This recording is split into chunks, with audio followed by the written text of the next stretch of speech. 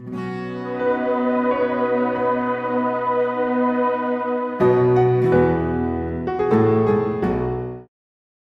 we have a question from this mic here? Sure. I just first like to say thank you for coming here. And my name is Puya. So I'm a student drama, and I come from Iran, not Iraq. Iran, the old name Persia.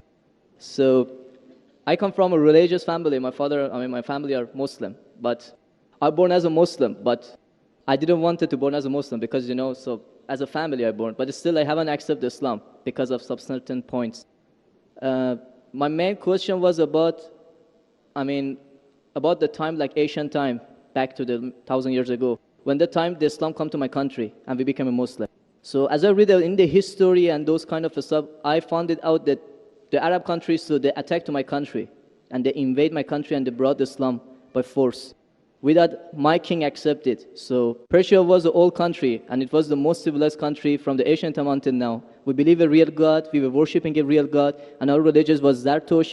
So he was a prophet also. So we believe in good deeds, good thought, good words. So even Cyrus the Great, he was the king of the world and he was doing a lot of good things. Even some people, they was confused that they called him Messiah, Masih. He was doing many good things, but he was never said, I'm a prophet, I'm a God. But even though that king, when he attacked the other country, he never killed a civilian, he never raped a woman, and he never made them to change the religion. Even somebody was worshipping a cow, he respect for them, even though he was worshipping a real God. He could make them to worship also same as what is worshipping. But in the Islam way, if you're going to promote your religion, doesn't mean that you have to force it to somebody else or you have to make them to accept that religion. Because, human being means freedom. So anyone, they should have a right, human rights. So maybe those people, they didn't want that religion. So why they have to attack and, to bring it by force? That was the main question that make my heart a bit, to make me my belief go down. So. Brother, are you Parsi? Pardon? Yeah, I'm from Fars. Are you a Parsi? You mean Farsi? Are you a Parsi? Are you a Zoroastrian? No, I'm not following any religion. You don't belong to any religion. I don't believe. But you said your parents were? My parents are Muslim, but because of this confusion stuff, I never try to follow the religion. I just believe in real God and doing the good things. So you believe in real God and good things. What are the good things? Where do you get the good things from? Good things like I don't harm the others. Whatever I'm doing, not try to harm the others. That's the first thing. As much as you can do the good things, even helping the others, and believe in the real God, not worshipping a stone or leaf or whatever. And I believe God is single. But I didn't. So you have your own philosophy. So you want to bring a new religion. I'm not going to make any religion. I'm just following my brain because as I know, God gave us a brain. So I didn't make my mind busy by following the books. When I was 10 years old, I was just thinking until now even. So I tried to follow my brain. Thinking, he's saying, God as long as not a stone. Who told you stone is not a God? Anyway, I'll answer your basic question. Your basic question is that Muslims came to Persia and they conquered and they forced people to accept Islam. So no one should force at all. I agree with you. Point to be noted is that today the media promotes that Islam was spread by the sword. I am aware that there are certain black sheep in the Muslim community and there are certain Muslim rulers who did wrong things. But as a whole, Islam was never spread by the sword. Islam was never spread by the sword. It's spread by sword. Sword. Sword means force. Force, yeah. Like you said, now Muslims came and conquered Persia, etc. You see everywhere it's happening. There are wars taking place. But in Islam, it's clearly mentioned in Surah Baqarah, chapter 2, verse number 256. La ikraha fid deen. There's no compulsion in religion. Truth stands out clear from error. What we see today, if we analyze, that we Muslims, we were the lord of the Arab lands for more than 1400 years. For the past 1400 years, the Muslims were the lord of the Arab lands. For a few years, the Britishers came. For a few years, the French came. But overall, the Muslims were the rulers of the Arab land. Yet today, there are more than 9 million Christians who are Coptic Christians. That means they're Christians since generation. If the Muslims wanted, they could have forced each and every non-Muslim to accept Islam at the point of the sword in the Arab land. These more than 9 million Coptic Christians, they are giving Shahada. They are bearing witness that Islam was spread by the sword. We Muslims, we ruled India for more than 1,000 years. We ruled India for more than 1,000 years. If we wanted, we could have forced every non-Muslim Indian to accept Islam at the point of the sword. Today, more than 80% of the Indians are non-Muslims. These more than 80% non-Muslim Indians, they are giving shahada, they are bearing witness that Islam was spread by the sword. Which Muslim army has come to Indonesia? Indonesia today has the largest number of Muslims in any country, more than 200 million Muslims. In Malaysia, more than 55% of the citizens of Malaysia are Muslim. I am asking you, which Muslim army came to Malaysia?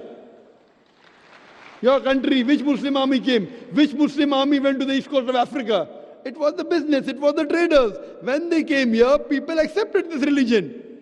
It is the media hype which talks about Islam was spread by the sword. Yes, there were a few people. There were a few black sheep of the Muslim community. Brother, you asked the question, you're listening or you're raising the hand? Okay, sure. You asked the question, you gave the background, I listened to it, and now you want to raise your hand.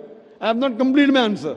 Okay, sure. Continue. If you ask the question, you should think. Because if you're thinking something, I'm a doctor. If you're thinking, that means you won't hear my answer. If I ask you to repeat, you won't be able to repeat 25%. So when you listen, you should give attention. I'm a doctor. I've done psychology also. So, this is the media hype. If you read Thomas Carlyle, historian, he writes in his book, Heroes and Hero Worship. He puts number one hero prophet as Prophet Muhammad Sallallahu Alaihi Wasallam. He's a Christian.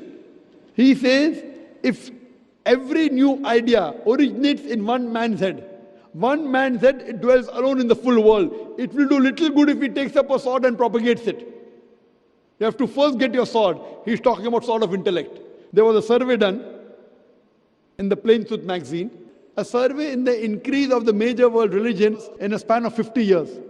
In a span of 50 years, from 1934 to 1984. In a span of 50 years, the increase in the major world religion. It came in Reader Digest, Almanac Yearbook, 1984. Number one maximum increase in religion, it's Islam, 235%. Christianity, only 47%. I am asking you, which war took place between 1934 and 1984, which forced the non-Muslim to accept Islam? Which war? Which war? Today, leave aside the past. Today, the fastest growing religion in America is Islam. The fastest growing religion in Europe is Islam. I am asking you, who's forcing the Americans to accept Islam? Who's forcing the Europeans to accept Islam? You were not there born. Were you present in the past? Arabs came to my land and forced. Where were you present? This is history. Many things in history is false. So that's what? Okay. A very famous historian, Dilese O'Leary, he writes in the book, Islam at the Crossroad, page number 8. He says, history makes it clear that the legend of fanatical Muslims sweeping across the world, forcing Islam at the point of the sword, is the most fantastic, absurd myth that historians ever repeated. Who says that? Dilese O'Leary. History makes it clear that the legend of fanatical Muslims forcing Islam at the point of the sword over conquered races is the most fantastic, absurd myth that historians ever repeated. This is just in the media today. Muslim terrorist, Muslim terrorist. I am asking you, did any Muslim attack you in this country? No, never. But the media says Muslims are terrorists. Yeah, media is just nonsense. Yes, same way your history is also nonsense. When media is nonsense, the history is also nonsense. Some is correct, some is wrong. That's the reason, if you hear the answer, I would like to end my answer with a quotation of Dr. Adam Pearson. Dr. Adam Pearson says that people who worry that one day nuclear weaponry will fall in the hands of the Arabs, they fail to realize that the Islamic bomb has already been dropped. The bomb of peace. It fell the day Prophet Muhammad, peace be upon him, was born. Good. Thank you, doctor, for your answer. But the point is, I didn't get the right answer because that's not media, that's history. And history is not something that can be written the false way, because if it be written the false way, it can be changed. But that was the true history in all over the world and is written every Brother, did you hear my quotation of Dilese O'Leary? Can you repeat it? Repeat what? Repeat Dilese O'Leary's quotation. I said it twice, not once, twice. Most of my answer was once. I said twice. Now repeat it. Repeatedly 50%. So what's the point of repeating that word? I want to know whether it went into your head or not. No, because that's what is in my head that is a history first thing. I am asking you, can you repeat the statement, the answer which I gave earlier? If you cannot repeat, that means it's useless me repeating the answer. You're not listening to me. You're thinking something. No, I'm listening to you. You're Can saying you repeat? that is media, that is false, Can you that's the history. repeat the statement of Deleuze O'Leary, a very famous historian? No, I can't. I'm saying it for third time. Listen.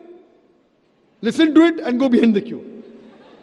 Deleuze O'Leary says that history makes it clear the legend of fanatical Muslims forcing Islam at the point of the sword over conquered races is the most fantastic, absurd myth that historians have ever repeated.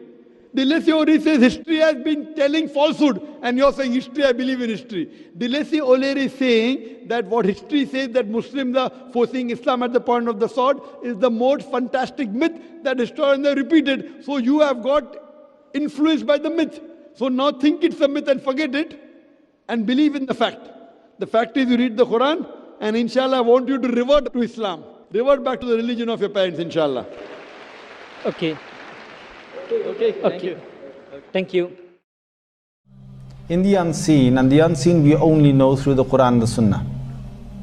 No person can know the unseen in its entirety except through the Quran and Sunnah. And we have Allah subhanahu wa ta'ala who has been very merciful to us to tell us what is happening in the unseen. Belief in the unseen is a very fundamental characteristic of a Muslim. And that's why at the very beginning of the Quran, in Surah Al-Baqarah, just after the opening Surah Al-Fatiha, the opening chapter, Allah subhanahu wa ta'ala describes the successful people.